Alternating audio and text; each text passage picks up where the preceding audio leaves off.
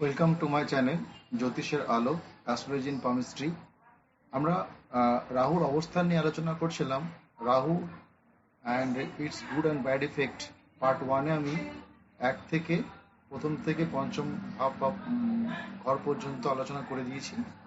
এবার part two ভিডিওতে আমি আজকে আলোচনা করব রাহুর ষষ্ঠ মানে 6th হাউস থেকে 12th হাউস পর্যন্ত যদি আপনার জন্মছকে অবস্থান করে তাহলে কি ফল দেবে। তো চলুন আমরা আহ, শুরু করে দিই পার্ট টু এর যে অংশটা। এই দেখুন আপনার যে ছক আহ, দেখিয়েছিলাম, ছকটা লক্ষ্য করুন। এখানে আমরা পঞ্চম হাউস পর্যন্ত কমপ্লিট করেছিলাম। তো যদি কারো পঞ্চম হাউসে রাহু অবস্থান করে তাহলে কি তার গুড এবং কি ব্যাড ইফেক্ট আছে, সেটা পার্ট ওয়ান যে ভিডিও আছে সেখানে আপনি সার্চ করে দেখতে পারেন। রাহুর গুড অ্যান্ড ব্যাড ইফেক্ট আলোচনা করা হয়েছে। এবার আমি আলোচনা করব ষষ্ঠ স্থানে রাহুর অবস্থান। ষষ্ঠ স্থানে রাহু যদি আপনার জন্মছকে যদি ষষ্ঠ স্থানে রাহু অবস্থান করে তাহলে আপনার কি ভালো ফল এবং কি খারাপ ফল পাবেন একটু আলোচনা করি। ষষ্ঠভাবে রাহু অবস্থান যদি করে তাহলে দেখুন আপনার কি হবে। মূলত দেখা যায় ষষ্ঠভাবে রাহু অবস্থান করলে পরে কর্মক্ষেত্রে কিন্তু বারবার পরিবর্তন ঘটে। হুম, এবং এরা বেশ বেশ সুন্দর করে রান্না করা খাবার, বেশ মজিয়ে রান্না করা খাবার, এইসব খুব সুস্বাদু খাবার, বেশ গুরু পাক যাকে বলি আমরা, দ্রব্য যেগুলো বলি আমরা, সেই ধরনের খাবার খেতে এরা ভীষণ পছন্দ করে। 6th হাউসের রাহু যদি অবস্থান করে তাহলে এই ফলটা আপনি পাচ্ছেন। এটা ভালো, খারাপ না। এইবার দ্বিতীয়ত হচ্ছে যে রাহু যদি ষষ্ঠে অবস্থান করে তার কি ব্যাড এফেক্ট আসবে, মানে খারাপ ফল কি দেবে। রাহু ষষ্ঠে অবস্থান করলে দেখুন কি হবে। আপনার কাজের ক্ষেত্রে কিন্তু বারবার ভুল হবে।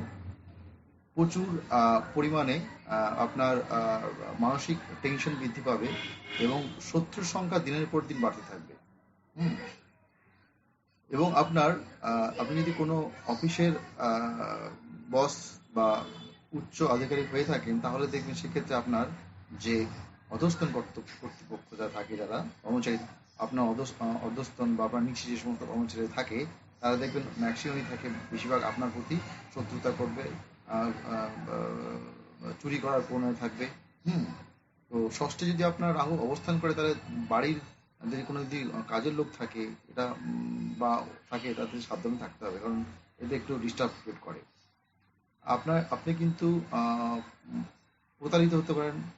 হ্যাঁ, বিশ্বাসঘাতক হতে পারেন, আপনার প্রতি কেউ বিশ্বাসঘাতকতা করতে পারে। তো এই জায়গাগুলো কিন্তু ডিস্টার্ব করে এবং কর্মস্থানে কিন্তু বসের সঙ্গে আপনার যে ঊর্ধ্বতন কর্তৃপক্ষ থাকে তার সঙ্গে সম্পর্কটা ভালো যায় না। তো এই হচ্ছে ষষ্ঠে রাহুর অবস্থানের ফলাফল, মানে 6th হাউসে। এবার লগ্ন সাপেক্ষে 6th হাউসে যদি আপনার লগ্ন সাপেক্ষে বা লগ্ন ধরে যদি সপ্তম হাউসে রাহু অবস্থান করে তাহলে কি হয় দেখুন। সপ্তম হাউসে বা সপ্তম ঘরে যদি রাহু অবস্থান করে তাহলে হঠাৎ করে আপনার বিবাহ হয়ে যেতে পারে। ঠিক আছে, ব্যবসায় গন্ডগোলের সম্ভাবনা থাকবে, অংশীদারি ব্যবসায় হঠাৎ বৃদ্ধি পেতে পারে। এগুলো একটু ভালো দিক মোটামুটি বলা যেতে পারে। ঠিক আছে, এবার খারাপ দিক কি আছে। 7th হাউস যদি রাহু থাকে, দাম্পত্য জীবনে গন্ডগোল ও জটিল বিশৃঙ্খলার পরিবেশের মধ্যে বিবাহ বা নিজ খুলে বিবাহ হয়। ঠিক আছে, 7th হাউস রাহু থাকলে কিন্তু আপনার বিবাহিত জীবনটা কিন্তু খুব ভীষণ ডিস্টার্ব করে এবং দেখবেন আপনার ইন্টারকাস্ট ম্যারেজ যে বলি আমরা, সেগুলো কিন্তু হয়ে থাকে এবং লাভ ম্যারেজ হওয়ার সম্ভাবনা প্রবল থাকে। আবার বিবাহ ভেঙেও যায়, হ্যাঁ, ডিভোর্স হয়ে যায়। পার্টনারশিপ কাজ ব্যবসাতে প্রতারিত হতে হতে পারেন, অর্থাৎ আপনার মনে করুন হয়তো কোনো আপনি বিজনেস করছেন, আপনার 7th হাউসে রাহু বসে আছে, পার্টনারশিপ বিজনেস করছেন, আপনার 7th হাউসে রাহু আছে, তাহলে আমি অবশ্যই বলবো যে পার্টনারশিপ বিজনেস কিন্তু আপনার জন্য সুইটেবল নয়, মানে উপযুক্ত নয়।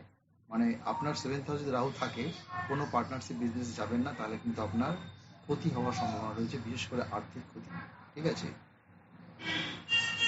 আর সপ্তম হাউসে রাহু থাকা মানে দেখবেন আপনার শত্রু সংখ্যা এমনিতেই বেড়ে যায় বিনা কারণে। আপনি কারোর কিছু করেননি, দেখবেন অটোমেটিক্যালি আপনার শত্রুর সংখ্যা বাড়ছে। ভালো কথা বললেও দেখবেন মনে হচ্ছে আমার শত্রুতা বেড়ে যাচ্ছে। এবার চলে এসে আমরা অষ্টম হাউসে, 8th হাউস। ঠিক আছে, যদি আপনার অষ্টম হাউসে অর্থাৎ লগ্ন সাপেক্ষে যদি আপনার 8th হাউস বা অষ্টম ভাবে রাহু অবস্থান করে তাহলে কি ফল পাবে।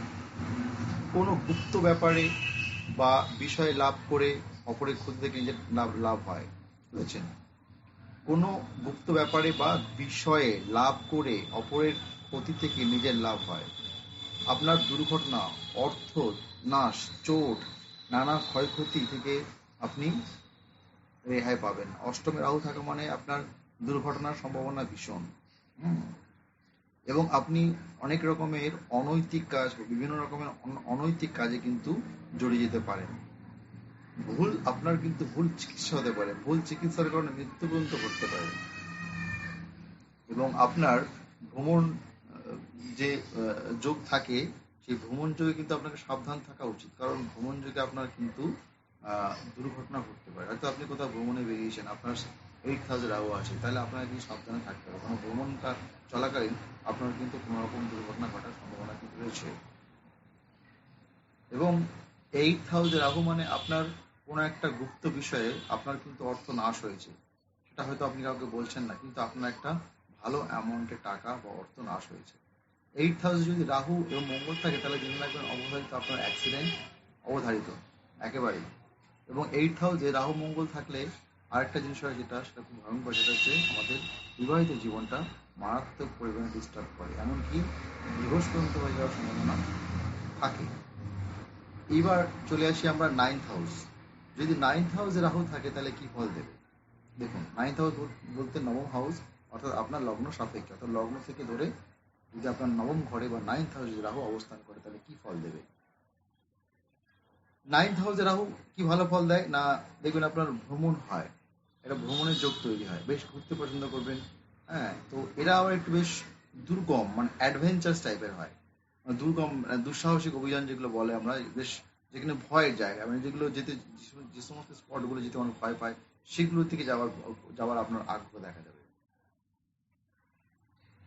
এবং 9th হাউসে দেখা যায় যে এরা একটা ভালো দিক আছে, সেটা হচ্ছে আপনার এরা কিন্তু বিদেশে গিয়ে ব্যবসায় উন্নতি করতে পারে। 9th হাউসে রাহু মানে বিদেশে গিয়ে ব্যবসায় উন্নতি করতে পারে, ব্যবসার ক্ষেত্রে ভাগ্য কিন্তু ঘটে 9th হাউসে রাহু থাকলে পারে। এবার অশুভ কি আছে? এবার 9th হাউসে যদি রাহু থাকে, যেমন আপনার ভ্রমণের সুবিধাও আছে, তেমন অসুবিধাও আছে। ভ্রমণে আপনার কিন্তু সমস্যা হতে পারে।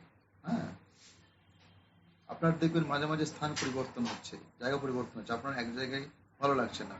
হ্যাঁ, আপনার কোনো মামলা থেকে অশান্তি হতে পারে। আপনার আরেকটা ঘটনা যেটা দেখা যায়, যে এই 9th হাউসে রাহু থাকলে পরে একটা বিয়ের পরে প্রায়শ থাকেই, মানে আপনার ওই প্রেমের যে সম্পর্ক তৈরি হয় অনেকের সাথে, এবং আফটার ম্যারেজও কিন্তু বিবাহের পরেও কিন্তু একটা জায়গাটা তৈরি হয়, এবং সেটা খুব ক্ষতিকারক। তো সেদিক থেকে সাবধান থাকা উচিত। অর্থাৎ 9th হাউস যদি রাহু থাকে, তাহলে কিন্তু এটা আপনাকে ভীষণভাবে ডিস্টার্ব করবে। এবং 9th হাউসে রাহুটা যেটা মূলত করে, সেটা হচ্ছে যে আপনাকে বিভিন্ন ধরনের নেশা করার যে দ্রব্য বা নেশার দ্রব্যের প্রতি আপনাকে আকৃষ্ট করে। হ্যাঁ, আর একটা হচ্ছে 9th হাউসে যদি রাহু অবস্থান করে, তাহলে কিন্তু আপনার পিতার কিন্তু অস্বাভাবিক মৃত্যু ঘটতে পারে কোনো দুর্ঘটনার কারণে, বা আপনার পিতা maybe suffering from high blood pressure, এই ধরনের কিন্তু রোগের সম্ভাবনা থাকে 9th হাউসে রাহু থাকলে পরে। এবার চলে আসি আমরা 10th হাউস। দশমে যদি রাহু থাকে তাহলে কি হতে পারে? দশমে যদি রাহু থাকে তাহলে কিন্তু কর্মস্থলের বারবার পরিবর্তন ঘটে, কর্মের বারবার পরিবর্তন ঘটে, এবং কাজের ক্ষেত্রে বারবার ওঠানামা করবে।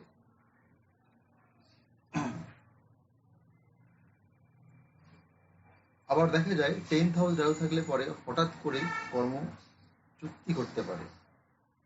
হুম, মাঝে মধ্যে আপনি কর্মহীন হয়ে যেতে পারেন, বা 10th হাউস রাহু থাকলে পরে খুব ভালো জব আপনি নাও পেতে পারেন, যদি অন্য কোনো ভালো গ্রহ সাপোর্ট না পায়। অর্থাৎ রাহু যদি 10th হাউসে আপনার ম্যালপিক হয়ে যায়, মানে খারাপ প্রভাব দেয়, তাহলে কিন্তু খুব ভালো জব আপনি কিন্তু পাবেন না, এবং দেখবেন সেই জব করে আপনি শান্তি পাচ্ছেন না, এবং সেই জব দেখবেন ম্যাক্সিমাম ক্ষেত্রে আউট অফ হোম, এবং সেই জবের কিন্তু বারবার স্থান পরিবর্তন করছে, বারবার জব পরিবর্তন হচ্ছে আপনার, দেখুন এগুলো কিন্তু করা যায়।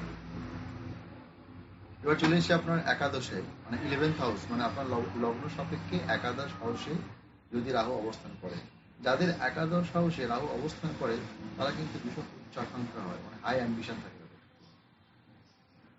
ঠিক আছে, ভীষণ উচ্চাকাঙ্ক্ষী হয় এবং হাই অ্যাম্বিশন থাকে।